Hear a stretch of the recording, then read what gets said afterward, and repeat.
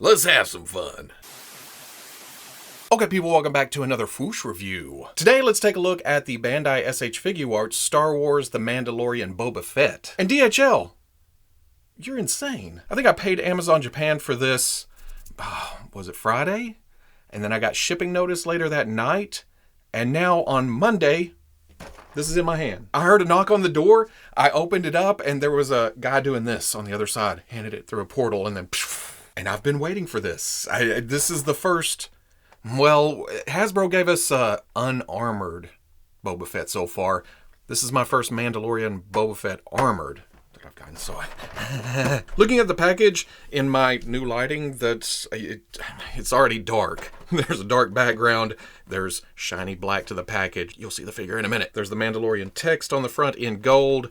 Across the bottom, Boba Fett. Pretty promotional picture of Boba Fett. Same thing on the back. Down here's warnings, choking, small parts. Don't put them in your mouth. On the other side, same design work. Star Wars Mandalorian. Unpiratable hologram sticker. On top, same words, different order. On bottom, legalese, barcode, your winning lottery number.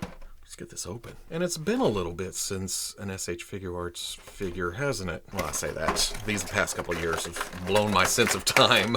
It may have been, a couple months ago. Instructions. Well, not instructions. It comes with other hands. Oh, there is instructions. Swap the heads. Pull down the rangefinder. Warning, delicate. And all this flippy floppy stuff. Gun in hand. Other gun in hand. Chain code. And then the background comes out. Oh, that's nifty. A little picture of a TIE fighter and fire spray. Oh, and there's a protective piece of plastic hidden under there that I almost missed. I was about to go, we're going to play with the toy, but let's see if, yeah.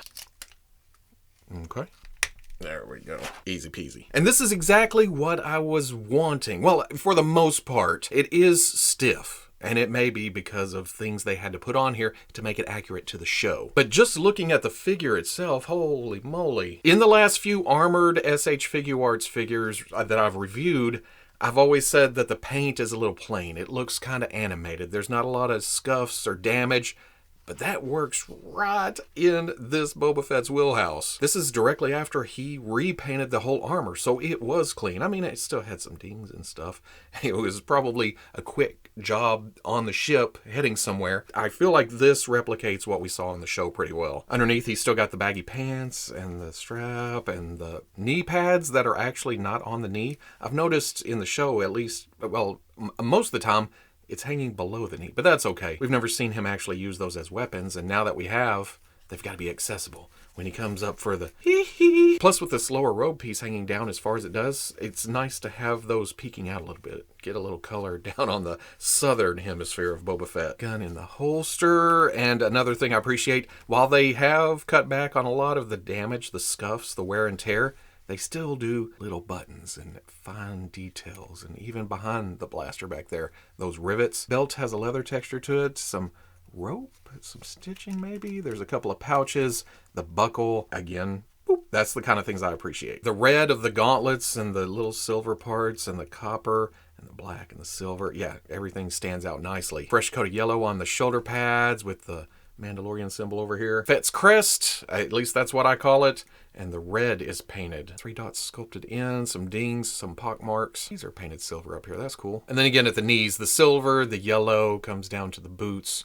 Have the spats over, which is a neat look. But as much as I like the cleanness of the armor, you get to the cloth and it seems very plasticky because of how plain it is. I mean, this is covered 90% of the time when you're posing. It works because it's black, but yeah, maybe a dry brush, something. Ooh, look at the itty bitty silvers right there on that gauntlet. And there's also a little bit of silver poking through on the helmet. The orange kill marks on the side coming around to that one black one in the back. Nice and clean between the reds and the greens coming around to the rangefinder with the silvers and the beiges. Just undeniably Boba Fett. I do notice that somewhere between the prototype and the production piece, they widen the visor. Maybe not so much here, but here. And that's not to make it more accurate to the show, because it feels like that's thinner there too. So this time around, it's not so much the clean colors that are kind of pushing it into that cartoon realm. It's that. It feels animated. I mean, don't get me wrong, it still looks cool and for the most part still accurate, but I don't know, once I saw that one thing, I can't unsee it now. Engineering-wise, they did the shoulders like they were supposed to. This is the look. He's got that underrobe coming out over, short sleeve shirt, under, middle. Then there's the undersuit, which is all black, so it makes a nice layered look. It's very slimming, which I did forget to point out. It does have some bulk to it. Maybe not as much as what we saw on the show, but it still has a thickness. Because of the design of the show, in action figure form, when it's all plastic, it kind of gets in the way of each other. This coming out over the shoulder pads, it is actually on a ball joint at the front. At first, I thought it was just forward, but there's also some down to it. Not a lot of up. I wish that went further to get out of the way, because when you rotate the arm, it makes it go out. The asymmetry to the shoulder pads, where this one kind of lays down with the arm, the right one sticks out. It's not like that in the whole series. Where I notice it is where he's fighting Casca in the restaurant, bar, wherever that is. It seems to get rustled out of place there, but I can't remember if he fixes it afterwards. And it allows for the hoses to go up and under. I don't know if that's why they did it, but that apparently needed some space right there. That was another sticking point when I got it out of the package. They're a bit rubbery, but man, do they stretch when you bend the elbow. You get so far and you feel like that one is just going to tear right out of here or up here. I'll still worry about that. Also, this collar piece, it gets in the way. There's no getting around it. Looking down, tilting, it's always going to bump into that hard plastic piece. Thankfully, because of the swappable head option, that is separate. So if you wanted to go the cloth route, you could stuff that in there and then you get full movement out of the head. And cloth wouldn't look out of place because it's down here too. There's a sculpt on the inside of that that goes around the back of the armor. With everything under here being hidden, they could just go all out with the hip articulation. They still made it to where it covers and the extra pieces and stuff, but movement-wise, ooh, so nice. The holster does plug into this leg strap. Kinda gets in the way because when you come over here, you have more movement. So like I said, some things get in the way of themselves and it can't be helped. But at the same time, Boba Fett's getting up there in age. He's going to be stiff anyway. It's going to be harder for him to move around. Am I just making excuses because I like the overall look of this figure? Probably, but hey, I'm going to enjoy myself no matter what I do. The skirt, as you've noticed, is fabric. It has these cool pleats here that give it a bunchy feel. It makes it not be just a flat drape. Same with the back. All pleated up, a regular edge, just cut all crazy, which works. That seems accurate. No wires, none that I've seen anyway, but because of those sewn in places right there, it stays pretty stiff and you can kind of get it up if you need to. It especially likes to do this. And I've also noticed that did I pull too hard or something? Because it seems like that goes up under the belt. I feel like that should be under there too. Oh yeah, okay. I guess when I took it apart to pull that plastic piece out, I pulled there we go. Is that gonna be? Oh, much better. Look at that. I've actually finished the rest of the review with it like that, not knowing what was going on. So if it looks weird from here on out, it's because I came back around to talk about the cloth piece. So there we go. Now we can see the knee pad sticking out from under there.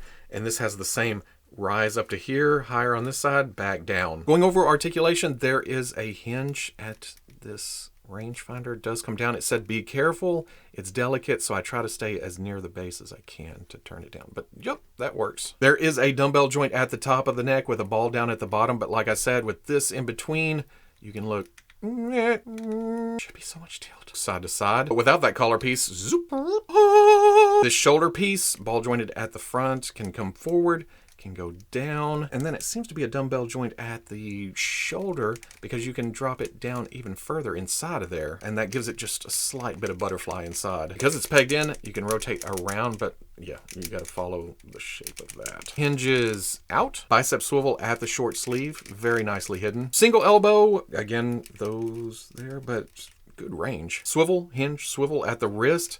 Can go this way, but if you turn it, you can go in and out, whichever direction you want to go. There is a ball joint inside of there. You can get, well, yeah, if you get behind the belt, you can get some crunch. Arc back, tilt, rotation. I think there's more stuff below the waist. Another swivel, a little bit of ball. Then notice those covers right there. Those rotate with the leg to get out of the way to come up to here. Oh, well, hell, I left the holster plugged in and it still came up with it because it rotates on this. Back, out, that's where it's going to get in the way, but still impressive. There's a swivel at the thigh. Single knee comes up to about right there. Ball joint at the ankle comes back, front. Ooh, rocker. And then a toe joint gets you right there. For accessories, there's several sets of hands. There's fists that come on it in the package. There's splayed out hands. There's weapon weight holding hands. And then of course there's trigger fingers. I don't know if it's black plastic with Figuarts, but oh, there's a pop to it. And very tight. Someday I'm going to get that drill bit set that I can just open it up slightly. Let's see what happens when I do this. There we go. It went on. Trigger finger also works as negotiating pointing finger. Trigger finger means weapons. And there is this pistol that we first saw in the show. Not the softest hands in the world, but you can't pry it open a little. Just push.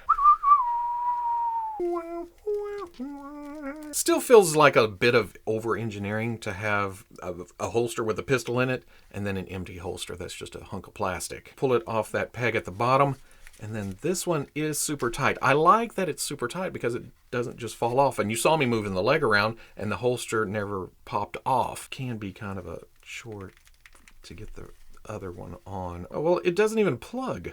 Why didn't they put a hole in the other one? I guess there, you just rotate it around and let it hang, I guess. This is actually how it was in the package, and I thought, that's a weird strap to just have loose floating around. Oh, there's a bag. Now that I've done it a couple times, I was whining about, oh, it's so difficult to change it out. But there you go. It's not the most impossible thing to do in the world. But if you like him with his more traditional looking rifle, it also comes with that. I don't think this is his original one that we saw like in Return of the Jedi, but it's very evocative of that. Comes with his armor's chain code, and it is a neat effect. I would be careful plugging this into there though, because look at that little hole, look at that little bag. And it goes a certain way. And that totally works, except he didn't do this after he painted the armor. This is when he first put it on, it was still all chipped and scuffed. Not gonna grab about extra. Also comes with his jetpack. Again, I need to go back and double check that he painted the armor in the reds and greens, but then painted the jetpack like it was an Empire Strikes Back, that more just plain feel to it. But Bandai did sculpt on the cover where it was damaged in Return of the Jedi. Some silver scuffing, some silver to the things, nice detail work. Yeah, it comes off as plain, but it's supposed to. And if you don't care for the iconic rocket sticking up and out of it, it also has Cobb Vanth's rocket. And that's easy enough to just swap out, plug in. Or if you want it blasting off, there's also this blast effect.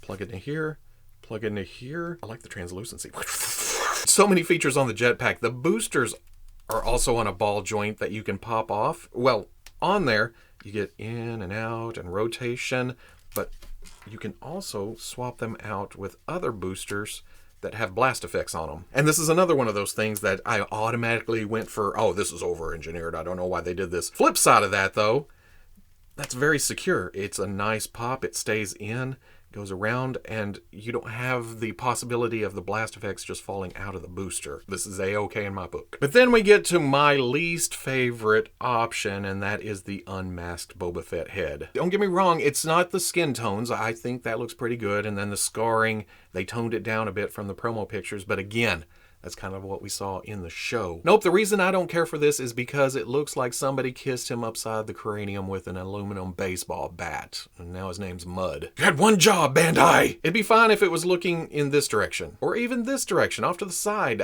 Okay, I can deal with that, but this, I can't when it's looking in two different directions. It was right on there. And from a distance, it's not bad. Maybe some shade, some shadow? Ooh. But as soon as you get close, So I guess my Boba Fett is going to stay with the helmet on. Boba Fett stands slightly under 6 inches tall to the top of the helmet, and then about 6 1/8 to the top of the rangefinder, which works perfectly with the S.H. Figuarts Return of the Jedi Boba Fett and then the Hasbro Black Series Tython Boba Fett. There's one step in between him and him, but look at that. He could go in that suit. Also looks pretty good with the Hasbro Black Series Deluxe Return of the Jedi Boba Fett and then the original or the archive edition of Empire Strikes Back Fett. There is a helmet difference though. Figuarts is slightly smaller, and I do like a bigger bucket on Boba. You know, like the Mafex Return of the Jedi and Empire Strikes Back Boba Fetts. They've always been just slightly larger. But for the Mafex Mandalorian, they made it more in scale with the rest of the lines. Which one was Mafex? It's this one. The S.H. Figuarts is shinier and the head's smaller. There's that damn rifle. This is my man Mandalorian. But this will work, oh, so well in my display where I mix different lines that are the same scale. I mean, he's shorter than Cobb Vanth, like he's supposed to. He's taller than Fennec. Still a helmet size difference, but coming back around to the helmet size, because that's usually my big thing when it comes to armored characters. It was my thing with the Mandalorians, and here I may have to agree. It may be slightly small, but for some reason, it does not bug me. Putting it side by side, it seems pretty close, and I'm trying to look at these silver things here and where the helmet comes out and covers up, and I don't know, it seems about the same, but I figured out a way to test it. Put the ugly unmasked Boba head back on there, and then take Cobb Vanth's loose helmet and put it on, and for a second I'm like, oh, yep, that looks great. But the more I sit and stare at it, the more it seems too big. So it may be the proportions here. It's Figuarts. They may have thinned this out here or made one thing smaller, one thing larger. It looks good altogether, but it still skews away from pure 100% show accuracy. Again, in this case, it doesn't bother me. It really, really doesn't. So at the end of the day, I'm pretty happy. I feel like Figuarts has been coasting for a little bit. They're still good figures, but the last few releases have been subpar or not much better than what I've gotten from other companies. Paint-wise, they seem to have turned down a cartoony corner. You know what I mean? The color's a little too vibrant and too clean, and Star Wars is dirty. It's gritty. But that whole aesthetic works perfectly for this Boba Fett. He had just gotten the armor back. He gave it a little TLC, was happy to see it. Little rattle can, nice and clean. And I'm happy to have that in plastic form. Now there is still a stiffness to it, but that is not a deal breaker. Bottom line, oh yeah, I like this. And I also got Mando, but my past experience with Figuarts Mandos hasn't been great. So I'll take a look at that soon. I've got something else on deck before that, but I can only hope that I like it as much as I like this. So if you enjoyed the review, comment, like, subscribe. Much, much love to the plus. If you're interested in seeing videos early or in a position to help out the channel, patreon.com, or wherever you may be watching this, I'll always catch you on the Fwoosh. And now having this, I almost feel like I can pass on the Hasbro Deluxe version. Sure, it's still, oh man, how much was this? Was this about $80? That'll be $50 less, but will I like it as much as this? Especially with all the stuff this comes with.